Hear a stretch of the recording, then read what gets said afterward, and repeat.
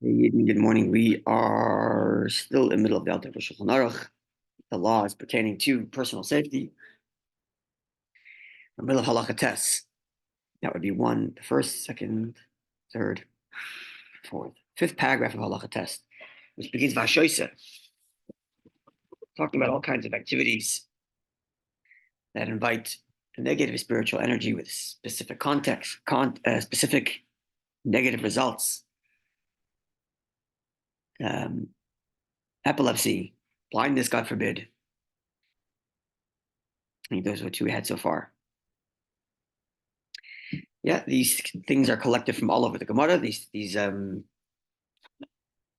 instructions of what to do and what not to do, including a large chunk that comes from our Gemara and Psachim, which is why we're learning this. So, reads the Shulchan Aruch. One who drinks foam that rises above a liquid. There goes your cappuccino. Well, let's look at footnote 58. Good beer. Let's look at footnote 58. Shalah understands this to refer primarily to the froth formed from fermentation of beer and the like. Nevertheless, he recommends also being particular with regard to the bubbles formed with when pouring drink into a cup. Okay, so drinking this foam, kasha l'ridin haboim menachvaitim, is what? That's the best part.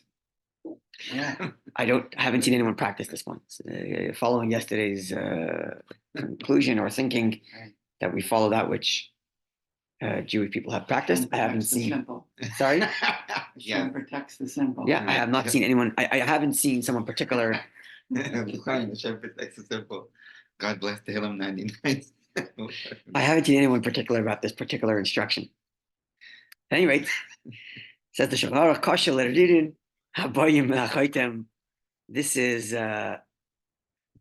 invites the difficulty of having.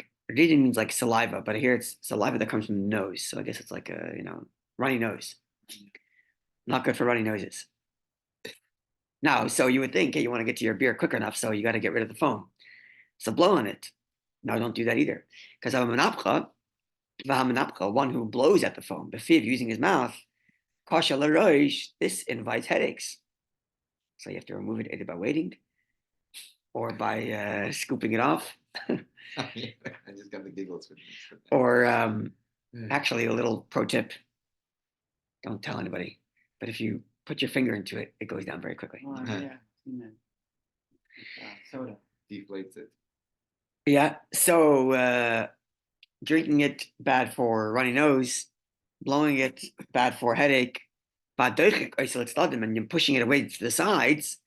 Kashalanias, that invites poverty. You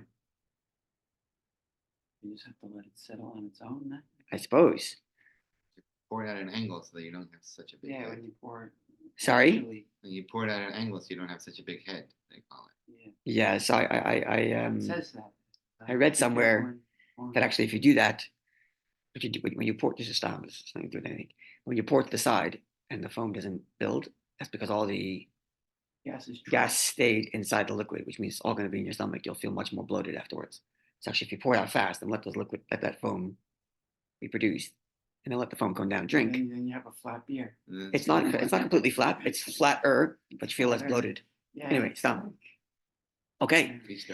Now, Hashoisa Mayim Beka'ara, one who drinks water out of a plate. This comes from our Gemara. Psachim. Kasha l'kliya einayim. It invites blindness of the eye, or like deterioration of the eye. Yeah. Ka'ara kfuya al piakad, covering, using a plate to cover like a jug, also from our Gemara Psachim. Kasha lanios invites poverty. Subin bebayis, bran in one's home. Yeah, which is also from our Gemara. Kasha lanios invites poverty. Yeah, I remember that. Can of Olber. Yeah. Pas tzloya ba'aver, hanging bread in the air. Kashalanias also invites poverty. This we discussed in the Gemara. And crumb. Yeah, we get to that in a second. But this we discussed in the Gemara, that disrespect of the blessings Hashem gives you invites that God forbid the blessings are withheld. So Hashem provides bread as a staple of food, and you're hanging in there, treating it disrespectfully. It invites poverty, God forbid. But hanging fish and meat ain't lachish, no concern. Because that people do that. They're dried meat and dried fish. That's right. It's dry aging. So there's no concern here. Again, using this logic that you're disrespecting the food. People don't dry age their bread. No, that would just be called spoiled. Stale bread. Stale. Perude pasta bias, crumbs throughout the house. Koshalanius again invites poverty. Right. Here the Alter Rebbe adds in parentheses a stipulation, which is not in the Gemara, and it's interesting that it's here. Namely, in the parentheses at the end of the paragraph, im hu b'makom drisas haraglayim. The concern for poverty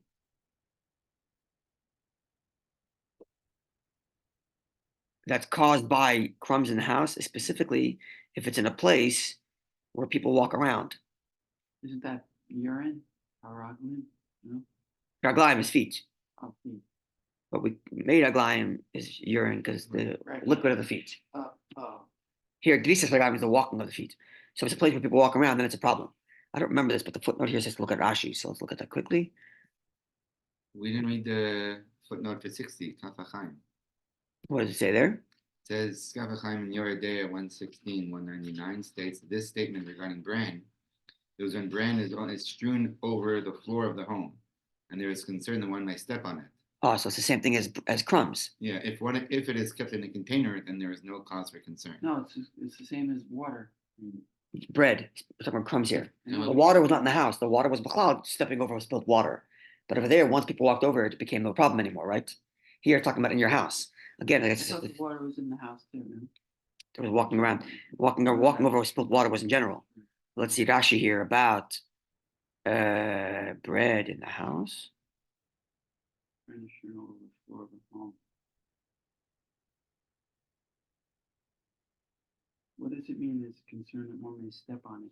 Not a concern. If it's in an area where people walk around on it, thus it's a disrespect for the food. That is an invitation for. Concern. Then it's a concern that it might cause poverty. Yeah. Okay, the footnote 60 is not on the Hebrew side. I don't know the footnotes here are messed up on this thing. It's not on the Hebrew side, that's why I didn't see it. Okay, thank you for that. Good thing you have us. Sorry, yeah, no. So that means you're right. So it follows the same logic. Disrespecting food invites poverty. It's hard to imagine that that's actually what the Gemara meant, because the Gemara separates the two items. In other words, if the issue was you have like a mess in your house and you're disrespecting the food, then why separate bran and bread? Just anything. The fact that the Gemara singles out bran, it seems like it's a unique prohibition to that, in addition to the issue of crumbs. But the Kafachim, you said, seems to be linking the two together. So, my opinion gets nullified in place of Kafachim's opinion. Sorry? No, it doesn't explain what it means by concern. It seems like some unique element with bran. That's what I'm saying. The Gemara singles it out, indicating it's unique and different to the footnote doesn't. the footnote lumps them together. Okay, where the Gemara distinguishes. Okay, last paragraph of Halachates.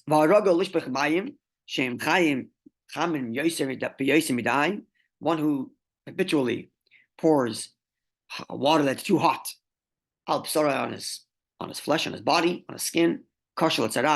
This invites saras-like infliction, discoloration. That would make sense. You might burn yourself. But isn't saras a spiritual deformation of skin color? So that's what it says here. It's not the burning. It's you're pouring hot water habitually over it's too hot over your body. It invites this saras type of issue. Is there a footnote there? 61? I guess Yeah, you get both What does it say? physical and spiritual damage. Presumably. You get yeah. hot. Well, that's what we were just saying. It burns, just says that it's not like a. The scriptural term saras refers to an affliction that would cause discoloration and degeneration of the skin. Although it is often translated as leprosy, that is an error because, as Rambam writes, the cause of saras affliction is spiritual and not physiological. Yeah. Okay, Yeah. Same. your point. Likewise, one who steps over or steps on egg shells Eggshell. or egg peels, eggshells. That's again invites tzaras. Likewise, It's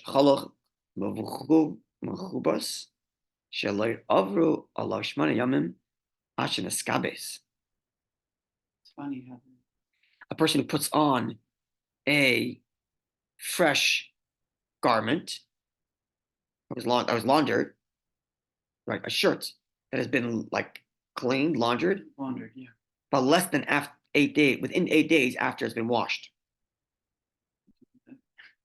So explains in Shakinim Marishonim, Chayzim V'Chayim, the Koshan Tzaras.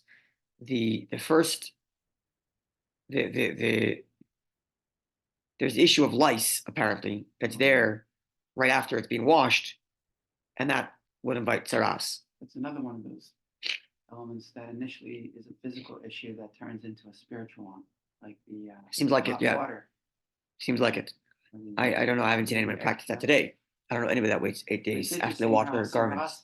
It's interesting because the eggshells, right, and lice, they both have, and the white shirt, it's both shades of white, which is also. Yeah, it doesn't say white shirt. It says a shirt. Did I say white shirt? I thought it said white shirt. No, Sorry, no, any sorry. shirt. No, maybe you didn't. Maybe I did say white shirt, but it should be any shirt. Yeah, I don't know anybody that practices that today.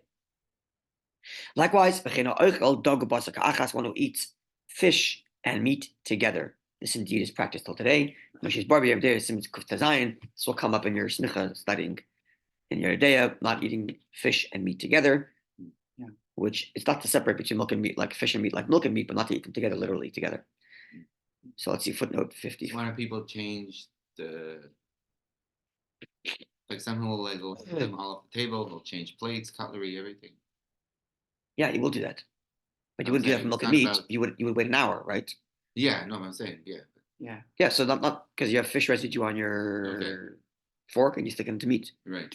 I Okay. think it said in the 62. Shulchan Aruch that it may have been a misprint, but to be safe, they just. I don't remember that. The section is not extant. Yeah, It's not extant. this section is not extant. We don't have it in the Alter Rebbe Shulchan Aruch. So I see the Shulchan Aruch of the Beis of Cairo. You're there 116.2, and it gets to Shulchan Aruch section 33 for this reason on Shabbos, when it is customary to eat meat and fish the same meal. The custom is to drink between these courses to cleanse one's mouth between. You should. That's practiced till today. You should do separate forks and Yeah. utensils too. Yeah. That's what we do. Excuse me. That is practiced till today. Yeah. Halacha 10. Excuse me. Also, it is forbidden to stand in front of women. When they come back from a funeral.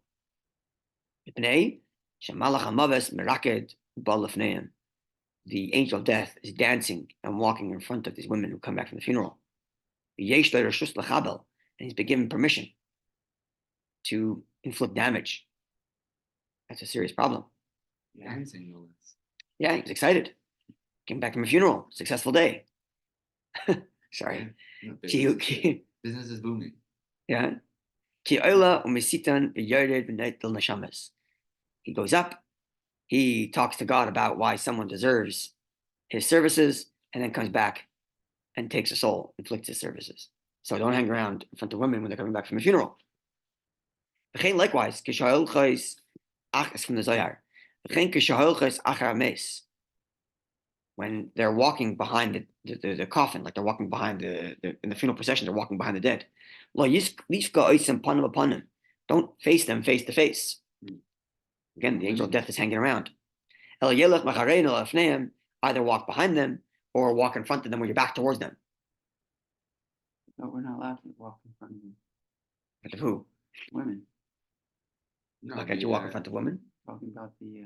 in a funeral. Why can't you walk in front of women? Huh? Don't be in front of women. The one we just learned before. Not to be in Don't front of- stand face to face with them when they come back from a funeral. Right? That's what we said at the beginning. Don't stand in front of It them. says don't stand in front of women when they return from a funeral. Right, they're coming back from a funeral. You're standing in front of them, and Yeah. now he's talking about in the funeral procession. You're walking behind the deceased, Yeah. so don't face them frontward, Yeah. either this way backward or behind them. Okay. Yeah. Okay, footnote 65. Although Shulchan Aruch 3592 states that women should be prevented from following a bier in the cemetery, meaning a funeral, there are varying customs in different communities. The Rebbe once advised that new stringencies not be imposed in the conduct of women at and after the funeral. So whatever the custom is, that's what they should be doing.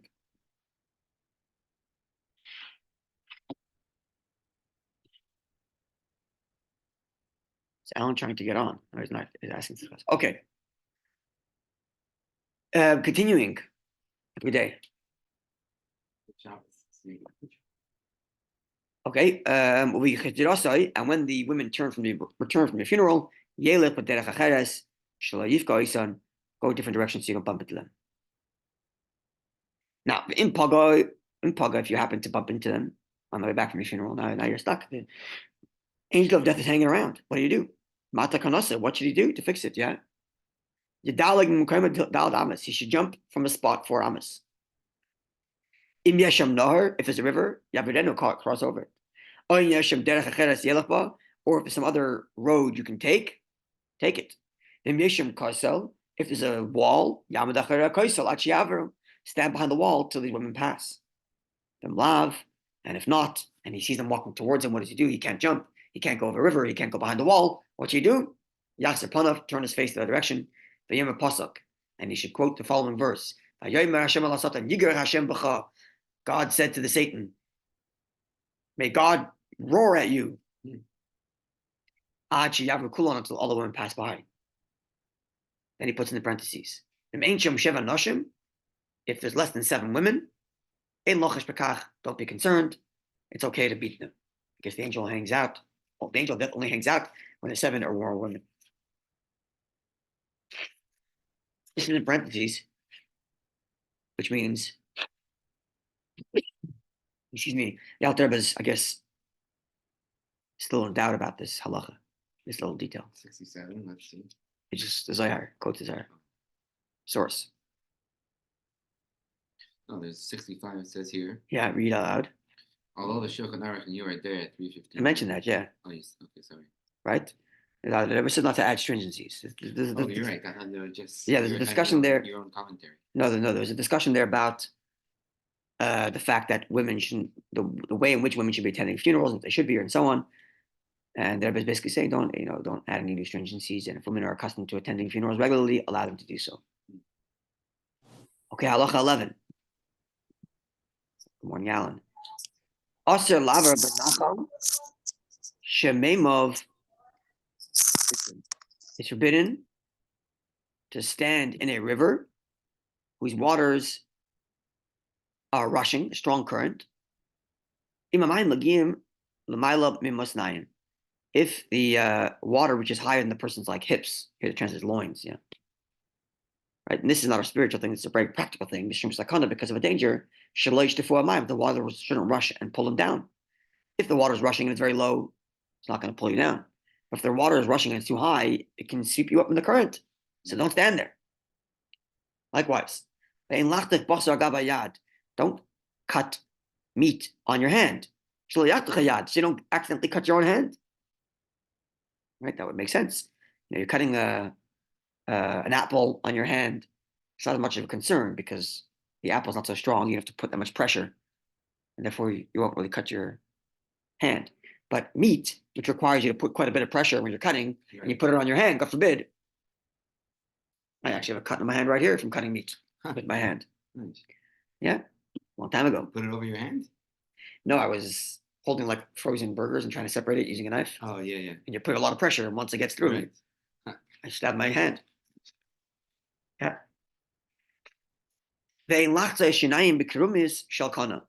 Person should not pick his teeth with a thin reed. It's very pointy and sharp, like a toothpick that's too pointy and sharp. God forbid you poke yourself. Because you're pushing them, actually not because it's too sharp, but also because it splinters. And splinters can come off, break off the reed or like the stick you're using to clean your teeth out, and that'll cause damage. See, these are all normal, not normal, these are all, everything here is normal. These are all rational physical issues. Stay safe. Okay, What's a reed? a reed, Yeah. like a little thin stick that grows in the water, like thin, tall sticks, Okay. kind of like Aravis, That's what's called the Sea of Reeds. maybe. Okay, halacha beis. This is a very important one. Aser lahaitzi mipiv. It is forbidden to let come out of your mouth, to utter dvar parones, any negative description of Adam Yisrael about another Jew. This is important, especially nowadays as we talk about the war. No speaking negatively about the war. Just no describing disaster, God forbid. Afilu loymar, even to say something like, Ilu haya planakayam haya balakan. If so and so were still alive, he would have come by now. Right?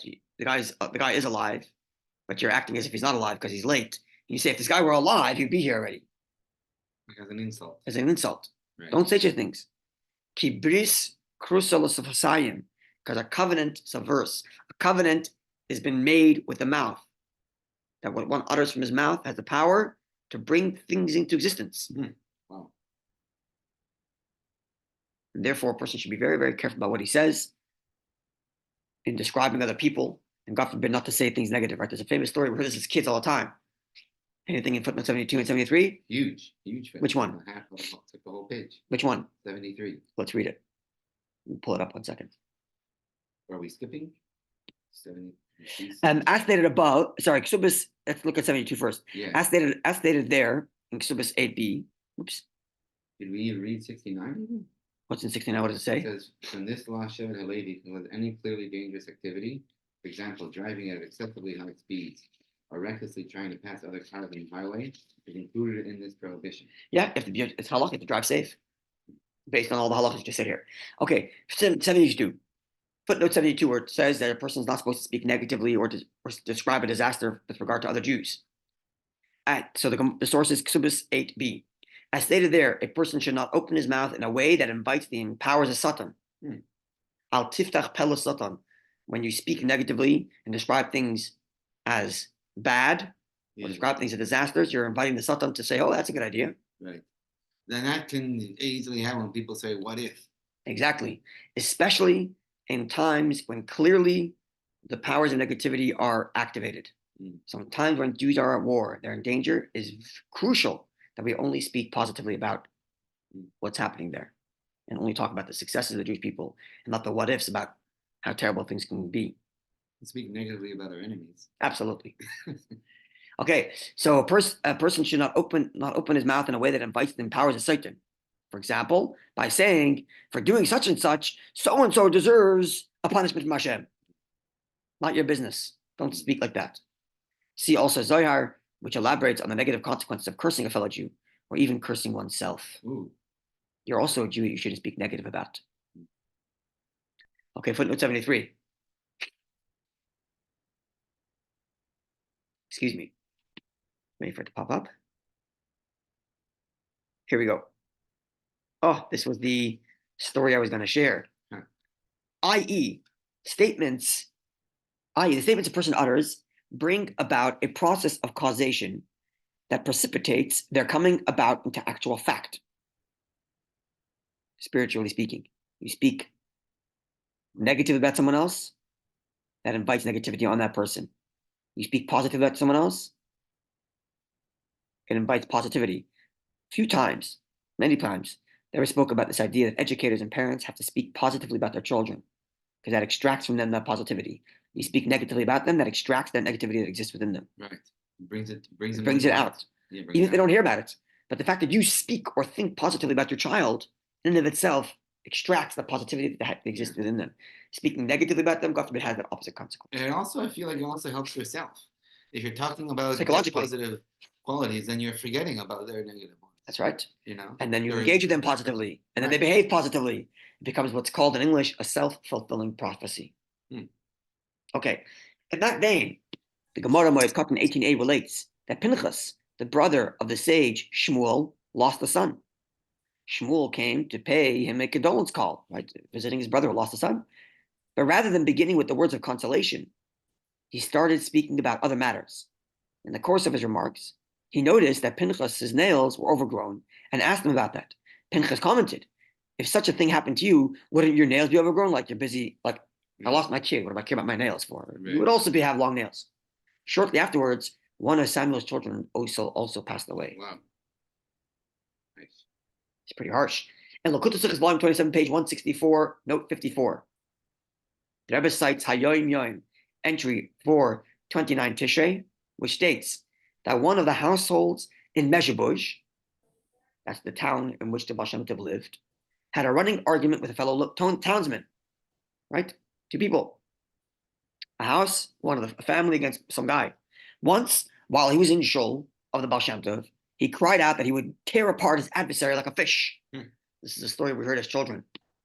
Hearing this, the Baal Shem Tov told his disciples to join hands and stand near him in a circle with their eyes closed. So they all have their hands on each other's shoulders in a circle, eyes closed. He then closed the circle by resting his own hands on the shoulders of the disciples nearest to him. Now the circle's closed, everybody's got their hands on the shoulders, eyes closed. The disciples suddenly began screaming in terror. They had a vision of this person actually tearing apart his adversary like a fish. Thus, not only can one's words lead to the occurrence of undesirable events, but the very uttering of unfavorable words brings about undesirable consequences in the higher realms. In other words, this guy was speaking, I'm going to tear apart like a fish. And in heaven, that was actually happening. And the Baal Shem Tov showed it to them. In that same source, the Rebbe also emphasizes that the same principle applies in a positive sense. Speaking about a person's good qualities leads to their expression, as we just finished saying.